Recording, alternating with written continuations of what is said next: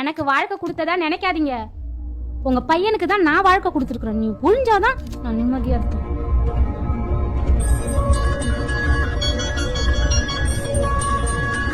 Hello hello சாந்தி, சொல்லுங்க. அப்பா சாப்பிட்டாரா? சாப்பிட்டாரு. இல்ல, அப்பா சாப்பிட்ட உடனே டேப்லெட் சாப்பிடுவாரு, அதான். எங்க அப்பா வேற உங்க அப்பா வேறையாங்க? அதனா நான் கரெக்டா தாங்க போடுறேன். சேச்சா, அப்படி இல்ல, நீயும் கரெக்டா சாப்பிடு. ஈவினிங் வரும்போது மீனா கூட்டு வந்துடுறேன். சரி ஓகேங்க, சீக்கிரம் வாங்க.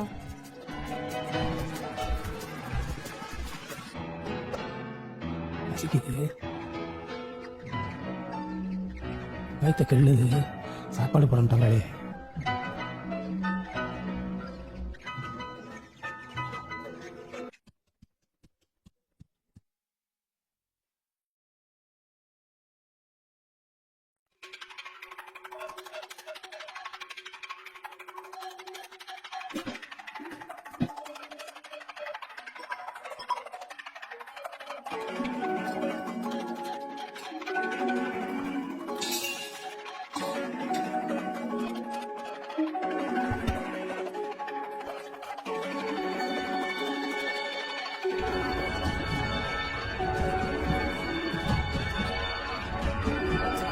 எது எதையே சாப்பிட்ற மாதிரி சாப்பிடுது பாரு, கொஞ்சம் கூட வெக்கமே இல்லாத.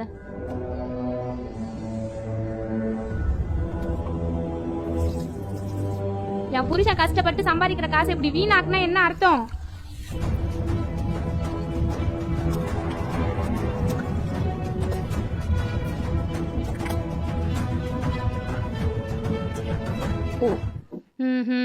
மானங்கட்டதுக்கு எத்தனை முறை சொன்னாலும் புரிய மாட்டேங்குது. பாரு, உன்னை பார்த்தாலே எனக்கு பிடிக்க மாட்டேங்குது. முதியோர் இல்லத்துல போய் சேர வேண்டியதானே? அங்க சேர்ந்தாலும் நாங்க தான் காசு கட்ட போறோம். இங்க நடு வீட்டுல உட்காந்துக்கிட்டு நந்தி மாதிரி சொல்றது ஏறுதா இல்லையா? இந்த சனி எப்பதான் நம்மள விட்டு போக போதே தெரியல. என் புருஷன் மாட்டின்னு நினைச்சீங்க. என் மாமனார் கொடுமைப்படுத்துறாரு, என் மாமனார் வரதட்சணை கேட்கிறாரு, என் மாமனார் தற்கொலைக்கு தூண்டான்னு சொல்லி கையை அறுத்துக்கிட்டு போலீஸ் ஸ்டேஷன்ல கம்ப்ளைண்ட் கொடுப்பேன். சரிங்களா? என்ன அண்ணாமலை, என் மருமகளுக்கு நான் இருக்கிறதே பிடிக்கல. என் இளமையில இப்படிலாம் நடக்கும்னு நான் நினைக்கல. என் பிள்ளைங்க வாழ்க்கை தான் முக்கியம்னு நினைச்சிட்டேன். அதான் நம்மள நான் அப்பவே சொன்னேன், நிலத்தை வித்துட்டு படிக்க வைக்க வேணான்னு. நீ கேட்கல. இப்ப படிச்சுட்டு வேலைக்கு போற உன் மகனால அந்த சொத்தை மீட்டு கொடுக்கவா முடிஞ்சுது? இல்லையே. படிச்சுட்டு வேலைக்கு வெளிநாட்டுல போய் செட்டில் ஆகுறவங்கள பாதி பேரு பெத்த அம்மா அப்பாவை கொண்டு போய் முதியோர் இல்லத்துல தான் தள்ளிட்டு போறானுங்க. என் மௌன குறை சொல்லாத. அட அதை விடுப்பா, இவனுக்கு எங்க போச்சு அறிவு?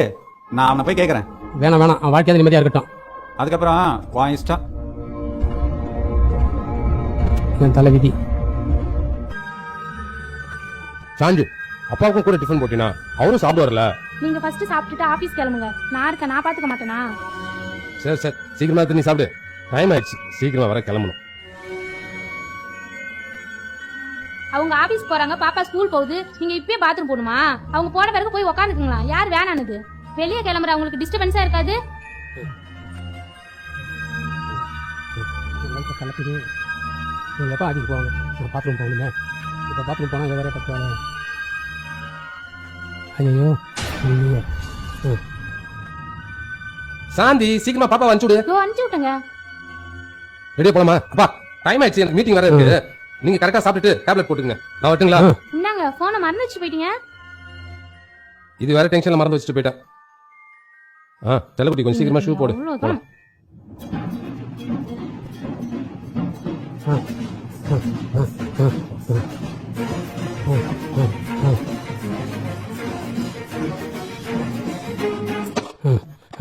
அப்பாடி.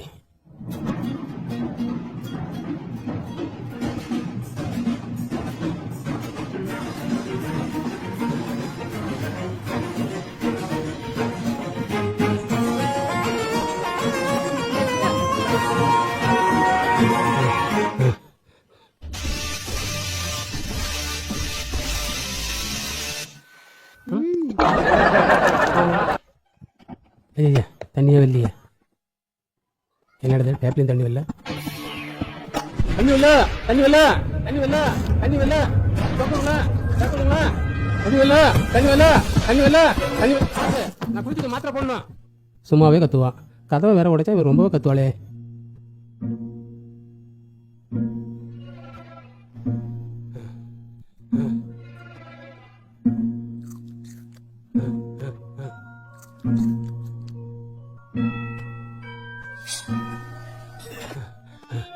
முடியலையே திறந்துடு முடியலையே திறந்துடு பசிக்குது பசிக்குது பசிக்குது திறந்துடு மாத்திரை பண்ணா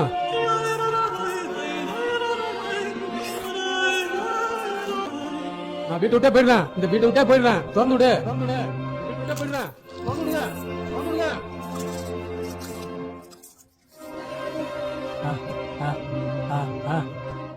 எரும மாட்டு மேல மழை பெஞ்ச மாதிரி உட்காந்துருந்தா என்ன அர்த்தம்? நீங்கயாச்சும் போய் தொலைய வேண்டியதானே? உங்க மகன் என்ன மாட்டி விடாம போக மாட்டீங்க போல இருக்கு. நான் போயிடுறேன் திறந்துடுங்க. நீ போய் தொலைறன்னு உண்மையா சொல்லு, நான் திறந்து விடுறேன். நான் போயிடுறேன் சத்தியமா.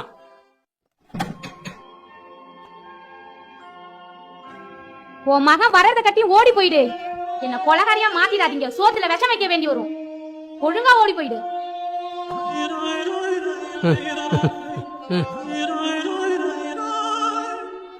சரி, தொலை.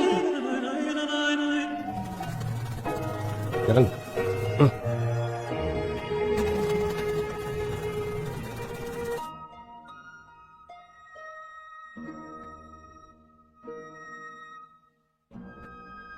சாந்தி பா, இன்னைக்கு ஆபீஸ்ல ரொம்ப அசிங்கப்படுத்திட்டானுங்க.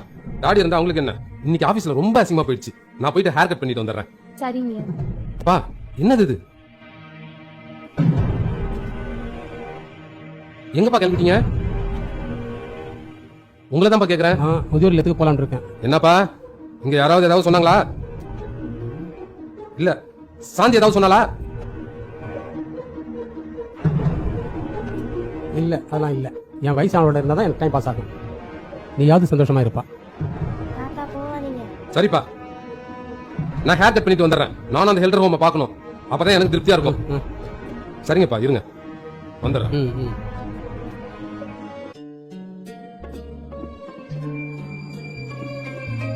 வணக்கம் சார். இன்னைக்கு சனி வக்கரமாகி தன்னுடைய சொந்த வீட்டுக்கு வருவதால் எல்லாம் மாறி மாறி தான் நடக்கும். அட போயா, என்னதான் ஜோசியம் பார்த்தாலும் கலியுக காலமாச்சு. என்னென்ன சலிச்சுக்கிட்டு இப்படி பேசுறீங்க? நம்ம அண்ணாமலை இருக்காருல்ல, அவங்களுடைய மருமவ, அவரெல்லாம் சுத்தமா மதிக்கிறதே என்ன இல்ல. சொல்றீங்க? அவருடைய சொந்த உழைப்புல பார்த்து கட்டின அவருடைய வீட்டுல கூட இன்னைக்கு அவரால் நிம்மதியா இருக்க முடியல பாபு. எல்லாம் கரகவாட்டானே. சனி இருக்கான்ல, எல்லாத்தையும் அவன் தான் முடிவு பண்றான். இன்னொரு விஷயம் தெரியுமா, அவரு டாய்லெட் போகும்போது அவங்க மருமவ வெளியில தாப்பா போட்டுச்சு. அப்புறம் என்ன, சாயங்காலம் தான் திறந்து விட்டா. வெளியே சொல்ல முடியாம கிடக்காரு. அவர் மகன்கிட்ட சொல்ல வேண்டியதானே? சொன்னா தற்கொலை பண்ணி அவர் மிரட்டி வச்சிருக்கா. என் வயசுக்கு இப்படி ஒரு பொம்பளைய நான் பார்த்ததே இல்ல. சஞ்சய், என்ன பச்சி சொல்றீங்க? உண்மைதான்ப்பா சொல்றேன்.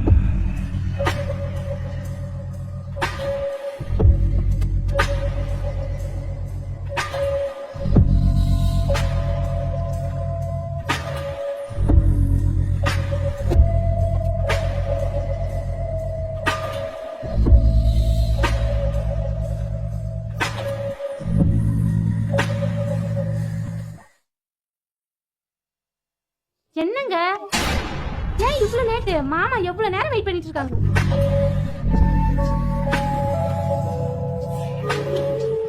எங்க உங்களதான்?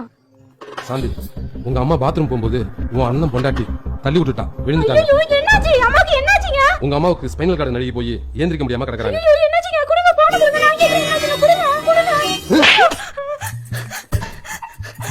நான் தான் சொல்றேன்ல, நம்ப மாட்டேன். உங்க அம்மா என் அம்மா மாதிரி. சீக்கிரமா உன் ட்ரெஸ் பொட்டி படிக்கலாம் எடுத்து வச்சுட்டு கிளம்பு. மீனாவையும் சேர்த்து கிளம்பு. ஸ்கூலுக்கு அங்க இருந்து அனுப்பிக்கலாம். ஓ, உங்களுக்கு அவங்க வீட்டுல வச்சுதான் பொங்க வைக்கணும். அப்பதான் சரிப்பட்டு வருவான். அப்பா, உங்களதான். இது உங்க வீடுப்பா, உங்க ரத்தம். தெரிஞ்சோ தெரியாமலோ இதுக்கும் நான் காரணமாயிட்டேன். ஏங்க லேட் ஆகுது, சீக்கிரமா வாங்க. இந்தாங்கப்பா, இவளுக்கு மட்டும் வயசாகாதான் என்ன? அது வரைக்கும் நம்ம வெயிட் பண்ணிட்டு இருக்க முடியாதுப்பா. திருந்து வாங்க. மன்னிச்சிருங்க, நான் உங்க வீட்டு போலப்பா.